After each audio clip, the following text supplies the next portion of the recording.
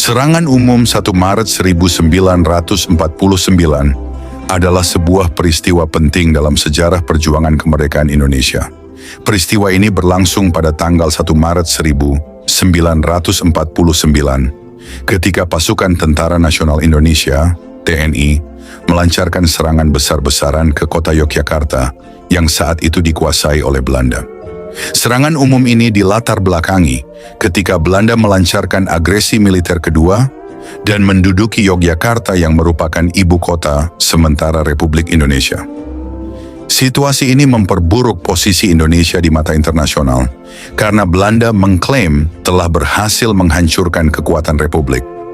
Untuk membantah klaim tersebut dan menunjukkan eksistensi Indonesia, maka direncanakan serangan besar-besaran yang dikenal dengan nama Serangan Umum 1 Maret.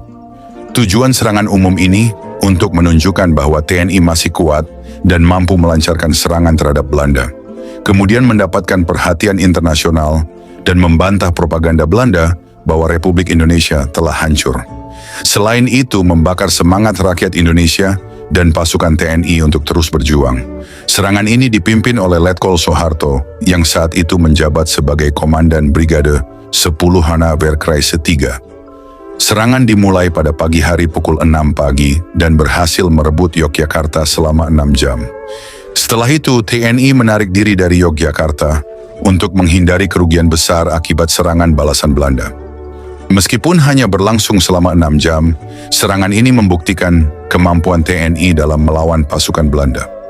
Peristiwa ini menjadi salah satu faktor penting yang mendorong dunia internasional, termasuk Amerika Serikat, untuk mendesak Belanda agar menghentikan agresi militer dan melanjutkan perundingan dengan Indonesia. Berkat keberhasilan TNI dan gerilyawan dalam serangan umum ini, mendorong diadakannya konferensi meja bundar yang akhirnya menghasilkan pengakuan kedaulatan Indonesia oleh Belanda pada 27 Desember 1949. Perlu diketahui bahwa serangan umum 1 Maret ini merupakan usaha keroyokan yang dilancarkan pejuang-pejuang Indonesia dari berbagai daerah, baik dari Sulawesi, Sumatera, Maluku, dan wilayah lainnya di Indonesia. Vence Sumual, Andi Matalata, dan Kahar Muzakar adalah anak-anak Sulawesi yang turut andil dalam serangan umum 1 Maret tersebut. Mereka adalah tentara Indonesia yang tergabung dalam Brigade 16 yang berkedudukan di Yogyakarta. Dalam brigade tersebut, J.F. Warrow Komandan Brigade, Kahar Muzakar Wakil Komandan Brigade, I. Gusti Mataram Kepala Staf, Muhammad Saleh Lahade Wakil Kepala Staf, Andi Matalata, Worang, Pudu Masud, Palupesi, Lukas Palar masing-masing sebagai Komandan Batalion, dan Vence Sumual sebagai Komandan Depo Batalion. Ketika Brigade 16 baru saja terbentuk, tiba-tiba pada tanggal 19 Desember 1948, Belanda melancarkan agresi militernya dan menguasai Yogyakarta sebagai ibu kota sementara Republik Indonesia. Dalam agresi ini, Belanda menangkap sejumlah pemimpin penting Republik, termasuk Presiden Soekarno, Wakil Presiden Muhammad Hatta, dan beberapa tokoh lainnya seperti Sultan Syahrir. Setelah ditangkap, Soekarno, Hatta, dan beberapa pemimpin lainnya diasingkan ke luar Jawa, yaitu ke Brastagi dan kemudian ke Bangka. Meskipun demikian, penangkapan ini tidak memadamkan perjuangan rakyat Indonesia. Pemerintahan darurat dibentuk di Bukit Tinggi oleh Syafruddin Prawiranegara yang dikenal sebagai Pemerintahan Darurat Republik Indonesia, PDRI. Menyikapi situasi darurat itu, tentara dan gerilyawan Indonesia mengambil sikap dengan melancarkan serangan umum untuk merebut kota Yogyakarta dari tangan Belanda. Bagaimana keterlibatan anak-anak Sulawesi dalam serangan umum 1 Maret di Yogyakarta? Berikut sejarahnya seperti dikisahkan oleh Vence Sumual dalam buku memoarnya. Sebagaimana disebutkan sebelumnya, agresi besar-besaran yang dilancarkan tentara Belanda pada 19 Desember 1948 merupakan keberhasilan luar biasa di pihak mereka, baik secara militer maupun politik. NKRI yang secara de facto sudah mengecil wilayahnya, kali ini langsung sekaligus hendak dimusnahkan dengan cara menduduki langsung ibu kotanya, Yogyakarta. Pemerintah Belanda ternyata sudah merancang dengan sangat matang agresi mereka kali ini. Semua perlengkapan dan mesin perang termodern yang mereka miliki dikerahkan. Dengan mengandalkan armada udaranya beserta pasukan lintas udara, langsung menghujam ke jantung pemerintahan Republik Indonesia. Untuk mengecoh, serangan berlangsung pada hari Minggu karena sebagaimana diketahui, Belanda yang Kristen biasanya ke gereja. Pasukan mereka sejak dini hari mulai bergerak menuju Jogja saat semua orang masih terlelap di malam dingin di penghujung bulan Desember yang biasanya selalu turun hujan. Di pagi buta itu, Perdana Menteri Kerajaan Belanda dan Gubernur Jenderal Hindia Belanda Letnan Bell mengumumkan secara sepihak pembatalan gencatan senjata dan perjanjian Renville. Pada jam 5:45, 13 pesawat tempur Belanda membombardir lapangan terbang Maguwo. Kemudian diikuti dengan pesawat Dakota yang menerjunkan pasukan lintas udara. Pertahanan bandar udara Maguwo ternyata sangat lemah. Tidak seperti yang digembar-gemborkan beberapa perwira markas besar tentara Indonesia. Maguwo hanya dijaga oleh seratusan tentara dengan persenjataan minim. Bandara itu hanya dijaga satu kompi pasukan Angkatan Darat Indonesia. Akan tetapi entah kenapa beberapa jam sebelum serangan Belanda, justru pasukan itu ditarik keluar Yogyakarta. Dalam serangan ini Belanda merebut 14 pesawat Indonesia, 8 diantaranya hancur terbakar, yang sementara terparkir dalam hanggar kala itu. Tak hanya itu, sebuah pesawat Catalina milik Angkatan Udara Indonesia yang kembali dari Sumatera dan tidak mengira kalau lapangan terbang Maguwo sudah dikuasai oleh Belanda. Pesawat naas itu ditembak jatuh oleh pasukan Belanda. Tak cukup 1 jam, Belanda sudah menguasai sepenuhnya lapangan terbang Maguwo. Pesawat-pesawat Dakota Belanda menerjunkan pasukan dalam jumlah besar. 15 pesawat Dakota Belanda mondar-mandir Semarang Maguwo, menjemput dan menerjunkan pasukan dan peralatan. Sementara itu, di gerbang Yogyakarta, pasukan darat Belanda lengkap dengan lapis bajanya, merangsek dengan cepat memasuki kota Yogyakarta. Pada jam 10 pagi, posisi-posisi penting di Yogyakarta sudah menerima tekanan hebat dari Belanda, baik darat maupun udara. Sementara itu, kekuatan pasukan pertahanan kota sangat kecil dan tidak dapat berbuat banyak menghadapi serangan dadakan Belanda ini. Pasukan kecil Indonesia yang bertugas di Yogyakarta dengan segera menyampaikan kepada rakyat untuk segera menyingkir ke daerah gerilya. Pasukan Belanda di bawah pimpinan Kolonel Van Langen menyerbu Gedung Agung, tempat kediaman Presiden dan Wakil Presiden. Pucuk pimpinan Republik Indonesia dan beberapa menteri kemudian menjadi tawanan dan diseret untuk menghadap Mayor Jenderal Meyer, pimpinan agresi Belanda, untuk dipaksa menyerahkan kekuasaan. Karena Presiden Soekarno menolak, akhirnya dia beserta Bung Hatta dan sejumlah menteri diasingkan ke Sumatera. Sejak ditangkap, beberapa kali Bung Karno dan Bung Hatta nyaris dihabisi. Sementara itu, pesawat-pesawat tempur Belanda sejak pagi menderu-deru di langit Yogyakarta. Ada sekitar 20 pesawat yang terdiri dari Jaeger, bomber, dan fighter bergentayangan sambil terus-menerus memuntahkan tembakannya. Mereka menembak setiap objek yang terlihat dan bergerak. Mobil, delman, gerobak, kereta api, sepeda, mobil, juga penduduk yang berlarian mengungsi tidak luput dari hantaman mereka. Mayat bergelimpangan, korban berjatuhan di mana-mana. Vence Sumual mengisahkan pengalamannya, bahwa dalam situasi mencekam itu, saya melaju dengan sepeda ke arah Pingit, tempat markas Brigade 16. Saya sebagai komandan Depo Persenjataan dan Perbekalan hendak mengajak seluruh staf brigade yang ada di markas seperti Lukas Palar, Andi Matalata, Piet Ngantung, MP Kanter, Edi Gagola, serta para perwira lainnya untuk mengatur koordinasi pasukan. Dalam perjalanan menuju Pingit, saya beberapa kali berpapasan dengan pasukan darat Belanda yang sedang menyerbu masuk ke tengah kota Yogyakarta. Tapi saya dapat menghindar walau beberapa kali ditembaki. Kala itu, Vence Sumual hanya bisa menghindar menyelinap dari lorong ke lorong agar tidak tertangkap Belanda. Bahkan ia sempat nyaris terkepung. Vence Sumual melanjutkan kisahnya, dalam perjalanan menuju markas, ternyata saya bertemu rombongan-rombongan pasukan yang mengungsi, termasuk rombongan Brigade 16. Saya bertemu dengan rombongan Kapten Fritz Runtunu dan Jan Wawiling, lalu saya langsung menggabungkan diri dengan mereka. Kemudian kami bertemu juga dengan rombongan pasukan pimpinan Gerard Lombogia. Di pinggiran barat Yogyakarta, terdapat markas batalion salah satu pasukan kami, yaitu Batalion Lukas Palar. Maka saya putuskan untuk berhenti saja di sini, tidak mengungsi terlalu jauh. Rombongan Brigade 16 pun secara bertahap berhenti di markas Batalion Lukas Palar, sambil mengatur posisi mengantisipasi serangan musuh.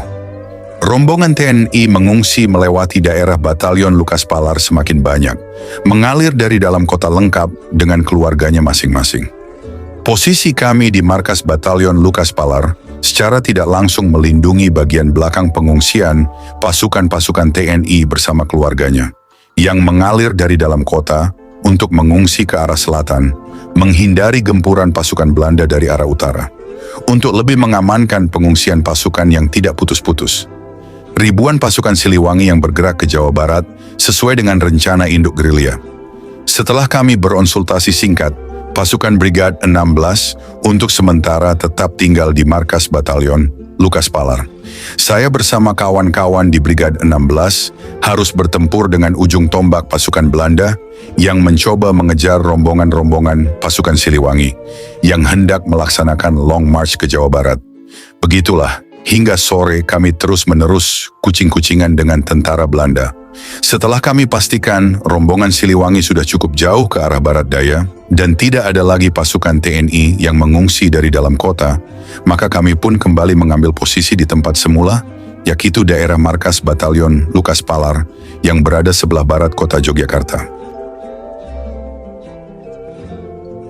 Venje Sumual melanjutkan kisahnya. Sekitar jam 4 sore, saya melihat serombongan kecil perwira TNI datang dari arah barat daya. Ternyata mereka rombongan dari markas besar komando yang dipimpin Letkol Sukanda Bratamanggala. Ada juga Mayor Abdul Ghani. Letkol Sukanda Bratamanggala adalah wakil kepala staf teritorial. Ia satu-satunya perwira tertinggi Komando Jawa yang ada di ibu kota. Sementara para pejabat lainnya berangkat ke Jawa Timur mengikuti Panglima Komando Jawa, Kolonel Abdul Haris Nasution, yang sedang berkeliling melakukan konsolidasi. Setelah saya jelaskan tentang keadaan kami di Brigade 16, Letkol Sukanda lalu bertanya kepada saya, "Mau mengungsi kemana?" Saya jawab, "Kami di sini saja, Pak. Kan kita sekarang bergerilya." "Hah, ya, betul," kata Pak Sukanda tersenyum senang. Pak Sukanda heran sebab posisi Venje Sumual belum terhitung pengungsian, masih terlalu dekat dalam jangkauan musuh yang sudah menguasai kota. Venje Sumual juga menjelaskan kalau wilayah ini memang tanggung jawabnya, yang merupakan markas Batalion Lukas Palar dari Brigade 16. Setelah itu Pak Sukanda Bratamanggala menunjuk Venje Sumual menjadi Komandan Sektor Barat Yogyakarta. Markas komando ditempatkan di Godean, Sleman, Yogyakarta. Venje Sumual dan pasukan kemudian bergerak ke Godean untuk mengenali medan serta menyiapkan akomodasi untuk pasukan sambil mencari tempat perlindungan dari sergapan pasukan Belanda. Setelah itu, pada malam harinya, Venje Sumual mempersiapkan pasukan untuk melakukan gangguan ke dalam kota Yogyakarta. Venje Sumual mengisahkan, sekira jam 8 malam, saya bergerak mendekati kota Yogyakarta. Dalam perjalanan, tampak serombongan kecil dari arah selatan. Ternyata rombongan Letkol Soeharto, Komandan Brigade 10. Pak Harto sedang keliling melakukan konsolidasi pasukan. Kala itu wilayah Brigade 10 memang meliputi seluruh wilayah Kesultanan Yogyakarta, termasuk daerah Godean tempat Venje Sumual bermarkas sementara. Sementara itu, sejak Belanda menguasai Yogyakarta, Brigade 10 pimpinan Pak Harto pindah markas di Desa Segoroyoso, sebelah timur Kali Opak, Bantul, Yogyakarta. Awalnya, Pak Harto mengira pasukan-pasukan kami adalah rombongan Siliwangi yang akan meneruskan perjalanan ke Jawa Barat. Saya dan Pak Harto memang sudah saling mengenal, kami kemudian larut dalam perbicaraan. Dia bercerita pengalamannya dalam kota saat serangan Belanda tiba tadi pagi, lalu mengungsi ke selatan, kemudian konsolidasi sejak siang tadi. "Terus Venje mau bergerilya kemana?" tanya Letkol Soeharto. "Di sini, kami di sini saja," jawab Venje Sumual. "Apa ndak terlalu dekat markas Belanda? Saya dengar mereka ditugu." "Ah, jauh, ndak apa-apa," jawab Venje Sumual. Baiklah, sekarang saya angkat Mayor Sumual jadi Komandan Sektor Barat, kata Pak Harto. Jadi dalam beberapa jam saja, saya sampai 2 kali diangkat menjadi Komandan Sektor Barat.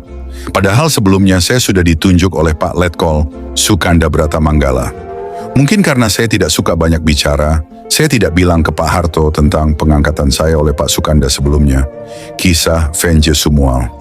Pada malam tanggal 19 Desember 1948, Venje Sumual di Sektor Barat menurunkan pasukan Combat Brigade 16, pimpinan Letnan Sigar, untuk melakukan penyusupan ke dalam kota, akan tetapi dihadang patroli Belanda, sehingga terjadi pertempuran di Jalan Tanjung Yogyakarta. Dalam kontak senjata di daerah Tugu, Komandan Batalion 151, Kapten F. Haryadi gugur bersama 10 anggotanya. Selanjutnya Batalion 151, yang baru saja kehilangan pimpinannya, meminta bergabung dengan kami untuk seterusnya. Kami di Sektor Barat hampir tiap malam melakukan penyusupan dan serangan ke dalam kota. Inilah sebetulnya konsep prinsip gerilya. Kami yang menentukan kapan dan di mana untuk bertempur, bukan pihak musuh yang menentukan, sehingga penguasaan dan pengetahuan medan amat diperlukan dalam sebuah pertempuran. Begitu juga ketika tanggal 22 Desember 1948, Letkol Soeharto meminta bantuan saat ia memimpin pasukan masuk ke daerah Taman Sari dekat keraton.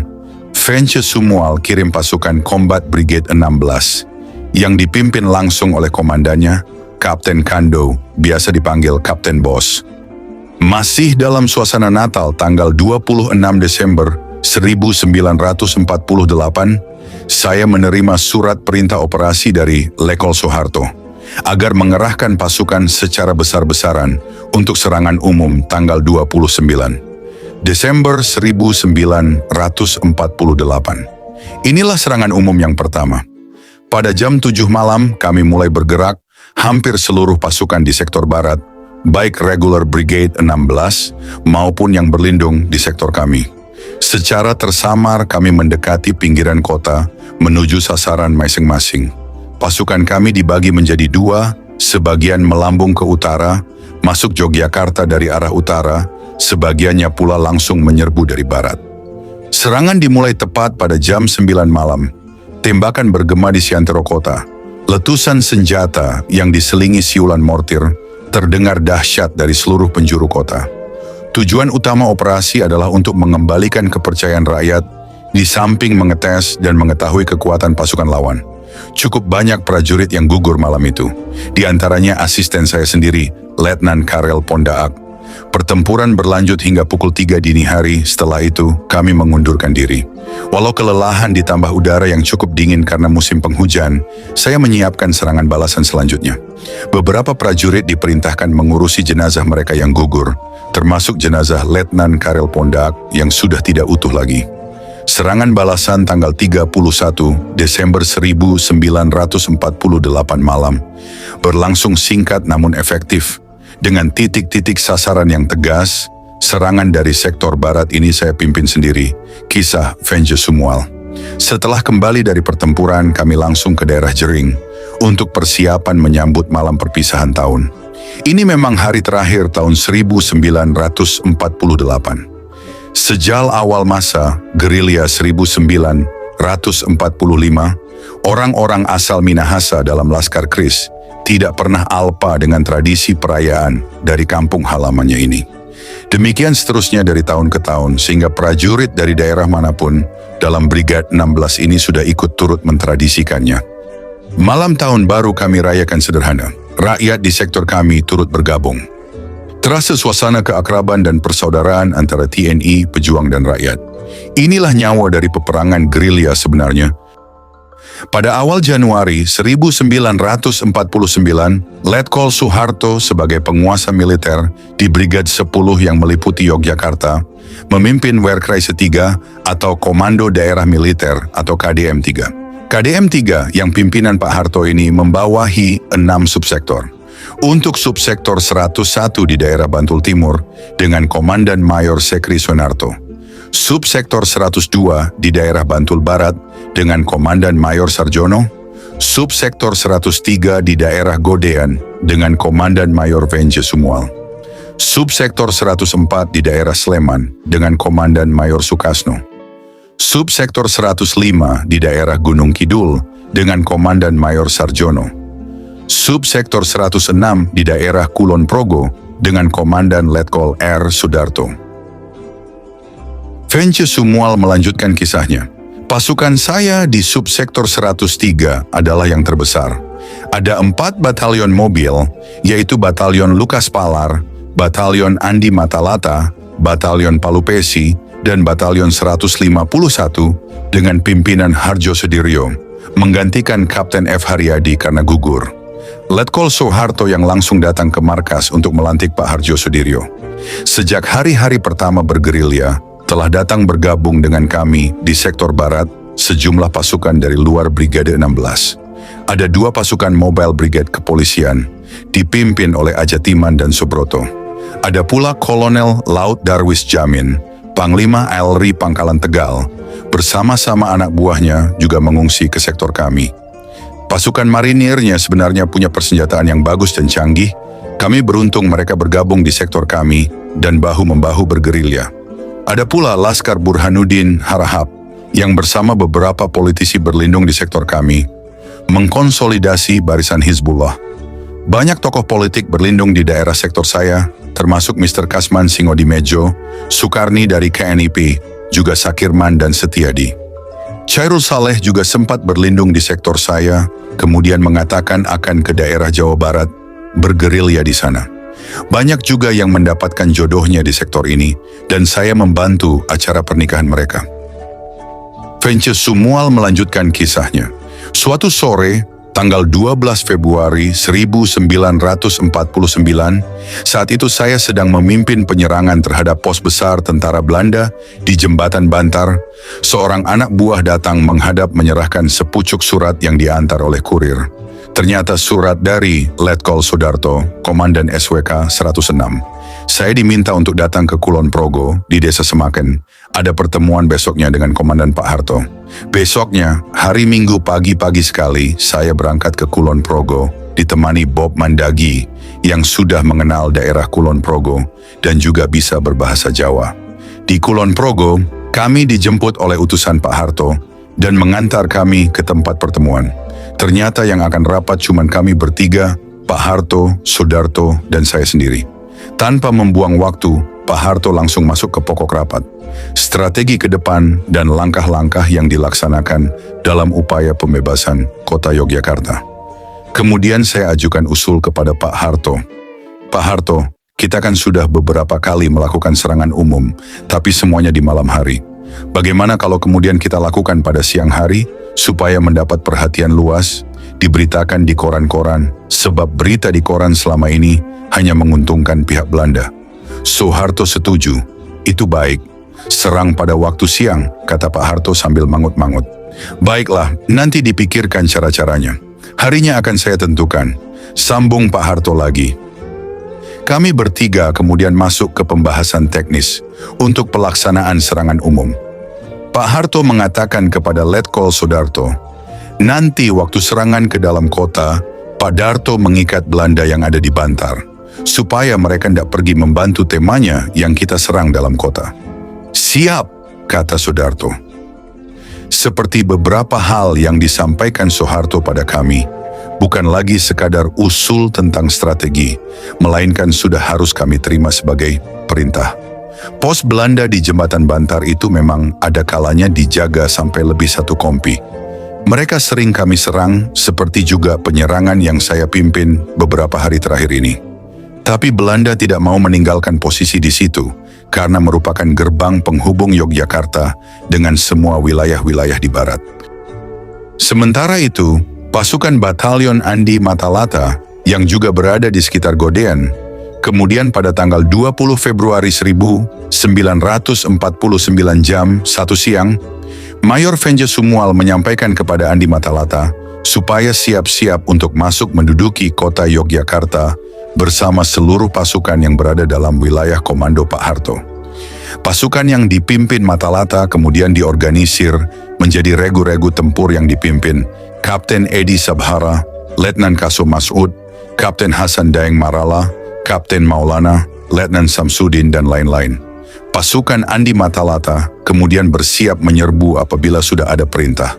Sebelum hari serangan, Andi Matalata bersama Kahar Muzakar sering melakukan penyusupan ke kota Yogyakarta. Bahkan keduanya sempat bermalam di kota.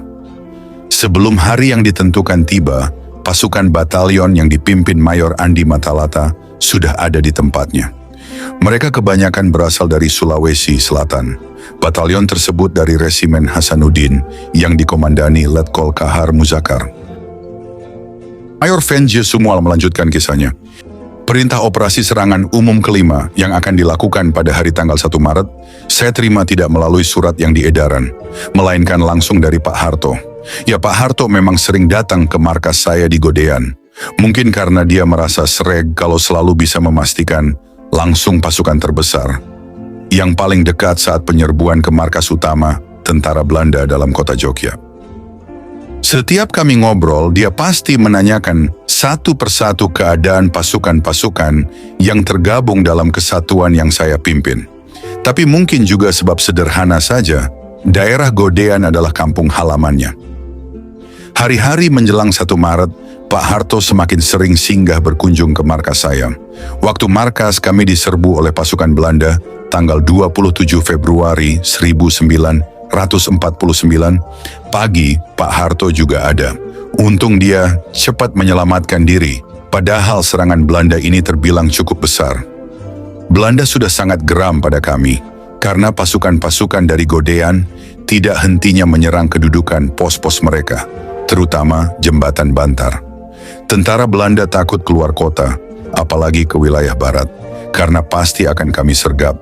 Penyerbuan ini dapat kami pukul mundur, selanjutnya kami berbalik mengejar mereka. Terbirit-birit tentara Belanda melarikan diri dan bertahan dengan kuatnya di Jembatan Bantar. Satu pertanyaan saya, mengapa Belanda bisa mengetahui dengan detail posisi pasukan-pasukan saya? Rupanya mereka sudah lama menyusupkan mata-mata, mempelajari posisi pasukan dan markas komando saya di Godean. Pagi-pagi Belanda menyerbu dengan kekuatan besar mengepung dari beberapa jurusan, disertai bantuan tembakan dari pesawat udara. Dalam duel sengit jarak dekat di daerah perbukitan Godean, di pihak kami gugur 3 orang, yaitu Letnan Boskando, Sersan Jack Runtukahu, dan Ibda Toet Harsono. Boskando adalah seorang perwira lapangan jago perang kami. Ia pernah mengikuti pendidikan di Akademi Militer. Sersan Jack Runtukahu juga seorang jagoan perang pemberani yang sudah bersama dengan kami sejak di Kris. Sayang, dalam penyerangan Belanda ini, Ibda Toet Harsono harus meregang nyawa. Kala itu beliau bersama saya terkepung tentara Belanda. Tapi saya cepat melompat ke belakang tiarap, tepat pada detik terlihat kilasan peluru dari permukaan air. Beberapa anggota kami patah kaki lantaran nekat melompat ke dalam jurang menghindari sergapan Belanda. Mereka yang gugur kemudian dikebumikan mengikut upacara keagamaan masing-masing. Pemakaman Boskando juga dilaksanakan, banyak penduduk yang menghadiri kebaktiannya. Ternyata banyak juga penduduk di sekitar sektor barat yang beragama Kristen. Mereka ikut menangis padahal Boskando dan Sersan Jack Runtukahu adalah pendatang, tapi sudah akrab dan sering membantu-bantu pekerjaan warga. Pada esok harinya, perhatian kami mengingatkan pada persiapan-persiapan serangan umum. Pada jam 7 malam saya mengumpulkan staf dan semua komandan pasukan, termasuk komandan pasukan yang mengungsi dan berlindung di sektor barat. Malam itu saya pimpin rapat di Pasar Jering. Sengaja dilaksanakan malam hari, karena harus menunggu los-los yang sudah kosong ketika sudah tidak ada yang berjualan. Dalam rapat itu, saya memberikan briefing terakhir untuk pelaksanaan operasi besok pagi. Gerakan pasukan ke dalam kota akan dilepas mulai tengah malam nanti. Pada tanggal 1 Maret 1949, sekitar jam 1 dini hari, pasukan kami sudah bergerak ke arah timur, menuju kota Yogyakarta. Pasukan berjalan memanjang menembus kegelapan malam. Saya ikut berjalan cepat mengikuti langkah para petarung. Mereka dipimpin oleh komandannya masing-masing. Semua kekuatan dari Brigade 16, simpatisan pejuang, termasuk pasukan-pasukan luar yang berlindung di sektor barat, dari Satuan Angkatan Laut, Brigad Polisi Mobil, Satuan Angkatan Udara, Resimen Hasanuddin, Resimen Patimura, Resimen Bali, pasukan Hizbullah, bergabung menjadi satu dalam barisan yang sangat panjang. Inilah kekuatan terbesar dalam serangan umum ini. Saat melewati sebuah pasar, masih di daerah Godean bagian timur, dari kegelapan terdengar di depan saya seruan-seruan memberi salam, "Merdeka! Merdeka! Merdeka!" Tak lama kemudian anak buah saya di depan melihat Pak Harto sedang berdiri sendirian di pinggir jalan. Anak-anak memang pada umumnya sudah mengenal Pak Harto karena sering berkunjung ke markas kami. Saya langsung mendekati Pak Harto, lantas dia bertanya, "Venjay, ini pasukannya?" "Ya, ini Pak. Banyak juga ya," sambung Pak Harto, menyaksikan barisan panjang pasukan saya yang seperti tidak ada putus-putusnya. "Ya, masih banyak di belakang Pak," jawabku. Kami berbincang-bincang sebentar sambil mengamati pasukan yang terus mengalir melewati kami. Hanya sebentar, saya kemudian pamit. Saya ingin berada tepat di depan pasukan kami saat mendekati detik-detik penyerbuan yang sudah ditetapkan. Saya hanya membawa sepucuk pistol yang selalu tergantung di pinggang saya, sesuai tradisi komando saat itu. Tapi kalau saat mulai pertempuran, saya akan menggunakan senjata laras panjang juga. Sesuai dengan instruksi Pak Harto, semua pasukan harus mengenakan sehelai janur kuning dari daun kelapa yang masih berwarna kuning muda, kemudian terikat di pangkal lengan kiri atau menegantung di bahu. Dengan sandi janur kuning ini, pasukan gerilya maju mengalir dari seluruh penjuru kota Yogyakarta dari semua arah. Pada jam 5 subuh, semua pasukan dari sektor barat sudah berada di tepian barat kota Yogyakarta. Sesuai dengan rencana, pasukan dipisah dalam 2 kelompok besar. Kelompok pasukan yang pertama lebih dulu bergerak cepat ke kiri untuk memasuki kota dari arah utara. Sedangkan saya yang memimpin kelompok besar lainnya perlahan-lahan maju mengambil posisi di dalam kota. Semua pasukan memasuki kota melalui jalur dan ke arah sasaran. Makin mendekati sasaran, pasukan mulai mengendap-endap, bahkan lainnya harus tiarap. Semua sudah siap dengan senjata masing-masing dalam jarak tembak yang efektif. Sekitar jam 5:30 pagi, semua pasukan sudah dalam posisi senjata terbidik pada titik target masing-masing. Tinggal menunggu saat yang tepat, yaitu sirene berakhirnya jam malam pada jam 6. Seperti biasanya, pemerintah Belanda membunyikan sirene di kota Yogyakarta. Jadi seolah-olah tentara Belanda sendiri yang akan memberikan komando bagi semua pasukan kami untuk mulai menembaki mereka. Pada tanggal 1 Maret 1949, tepat jam 6 pagi, siren Belanda berbunyi meraung-raung, namun langsung tenggelam oleh bunyi letusan ribuan, tembakan, ledakan granat, siulan mortir yang serentak dan terus-menerus, sehingga tidak ada lagi yang mendengar bunyi siren kapan berhentinya. Serangan umum 1 Maret pertanda dimulai. Serangan ini luar biasa dahsyatnya, pertempuran pecah seantero kota di semua tangsi dan pos dan markas-markas tentara Belanda. Vence Sumual mengisahkan, pasukan kami diserahkan untuk menghancurkan markas Brigade Tiger di Benteng Vredeburg, Hotel Merdeka, tempat menginap perwira-perwira Belanda. Sebagian besar pasukan juga menyerbu pos-pos Belanda yang berada di sepanjang Jalan Malioboro. Semakin semangatnya, satu pasukan kami di bawah pimpinan Letnan Ajatiman menyerbu jauh sampai Lempuyangan. Begitu juga pasukan kami yang menyerang Benteng Vredeburg ternyata sangat cepat karena ada juga pasukan dari SWK yang ada di sana. Benteng Vredeburg diobrak-abrik sehingga tentara Belanda lari ke arah Kota Baru. Pasukan yang saya pimpin langsung menekan tentara Belanda yang bermarkas di daerah Tugu sehingga mereka terkepung hanya bisa bertahan di dalam markas masing-masing. Saya juga membuat pos komando di daerah Dagen. Dari sini saya mengendalikan pasukan dengan sejumlah kurir yang berlari ke sana-sini, soalnya alat komunikasi sangat tidak memadai. Pasukan kami yang menuju ke arah Malioboro setelah melewati Ngampilan dan Notoyudan, di belakang pertokoan dikasih makanan enak-enak oleh ibu-ibu Cina. Banyak susu disediakan, padahal pasukan kami sudah lama tidak minum susu. Alhasil pasukan kami banyak yang mencret-mencret dan sakit perut. TNI dan gerilyawan memenuhi hampir semua jalan-jalan raya di pusat kota Yogyakarta, terutama di sepanjang jalan Malioboro dan daerah Tugu. Pekik merdeka terdengar di mana-mana. Kalau Belanda sudah sempat menaikkan bendera-bendera di kantor-kantor resminya, pasti ada yang menggantinya dengan merah putih atau merobek bagian birunya. Jadi tentara Belanda itu lebih mementingkan nyawanya masing-masing daripada kewajiban menaikkan bendera yang merupakan eksistensi kekuasaan negaranya. Dari pagi hingga siang, TNI dan gerilyawan menguasai kota Yogyakarta. Hanya kami memang tidak berencana untuk masuk dan menduduki markas-markas Belanda, kecuali di Benteng Vredeburg, pabrik Arnhem, dan beberapa pos yang kami kuasai sepenuhnya. Pasukan Belanda yang berada di tempat-tempat tersebut sudah lebih dulu melarikan diri, meninggalkan mayat teman-temannya. Belanda di Jogja kaget, tentaranya terdesak di mana-mana, walaupun sudah mengerahkan seluruh mesin-mesin perangnya. Mereka meminta bantuan pasukan dari kota-kota di sekitar Yogyakarta. Barangkali kalau serangan umum ini serentak juga terhadap kota-kota di sekitar Yogyakarta, apalagi seluruh Jawa Tengah, mungkin sejarah akan berkata lain. Tentara Belanda pasti bisa langsung dihabisi. Sementara itu, pasukan Batalion Andi Matalata mati-matian menghadapi musuh ketika hendak merebut Hotel Merdeka Yogyakarta. Andi Matalata mengisahkan bahwa untuk mengadakan barikade, saya terpaksa menyuruh bongkar rumah dan toko-toko Cina. Lalu semua lemari, meja, dan benda apa saja yang dapat digunakan menjadi barikade, saya suruh pasang di jalan. Sehingga dengan demikian panser-panser tidak dapat menerobos masuk ke sektor saya. Aku Matalata. Sebagian kombatan bawahan Matalata melawan.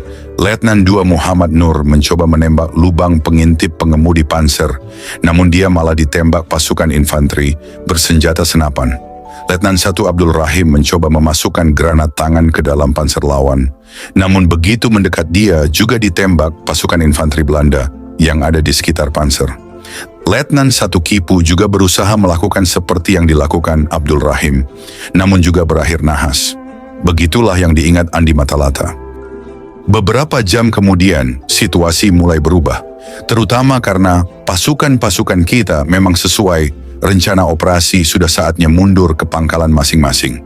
Tembakan-tembakan yang kami lepaskan hanya sebagai penghambatan. Bahkan, pasukan-pasukan saya agak terlambat mundur. Kisah Venje Sumual. Sementara itu, setelah melakukan pengintaian dengan pesawat terbang, Kolonel Van Zanten, Komandan Brigade Tentara Belanda di Magelang, mengirim 2 batalion andalannya, Batalion Anjing Nika dan Batalion Gajah Merah. Sekitar jam 11 siang, bala bantuan tentara Belanda mulai berdatangan.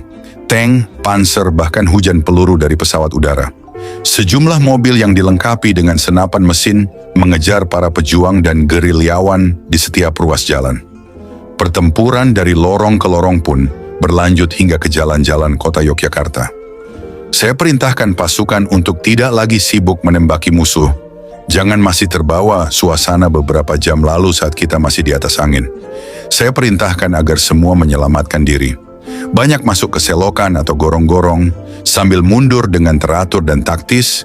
Perhatikan samping kanan dan kiri, jangan sampai terkepung.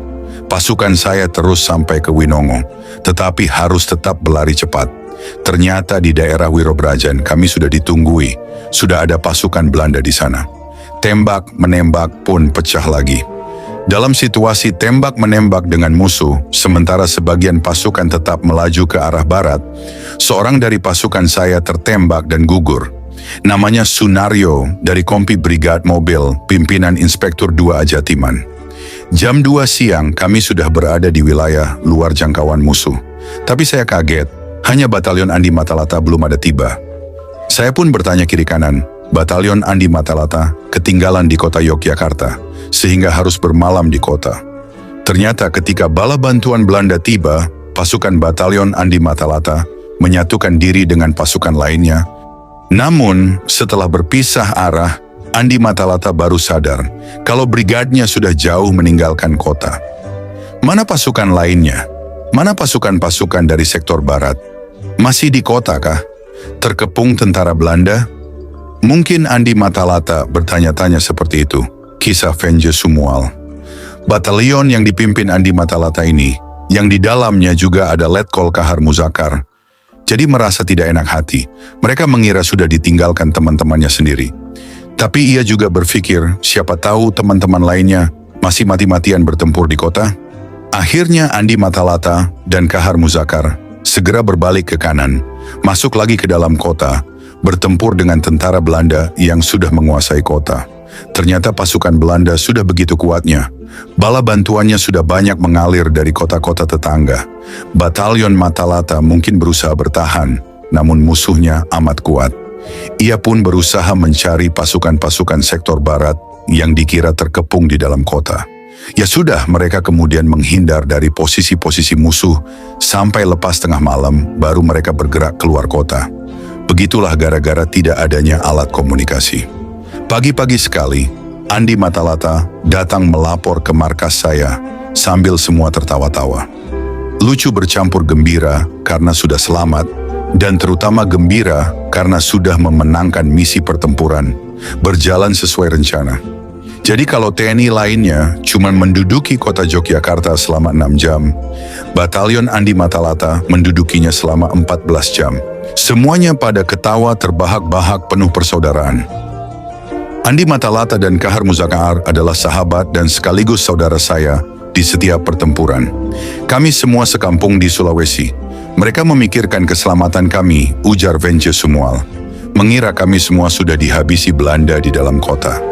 Pikirnya mungkin, kalau memang Vence dan semua pasukan-pasukan yang ada di sektor barat gugur, kenapa saya tinggal diam? Mending berjibaku masuk ke dalam kota bertempur sampai mati.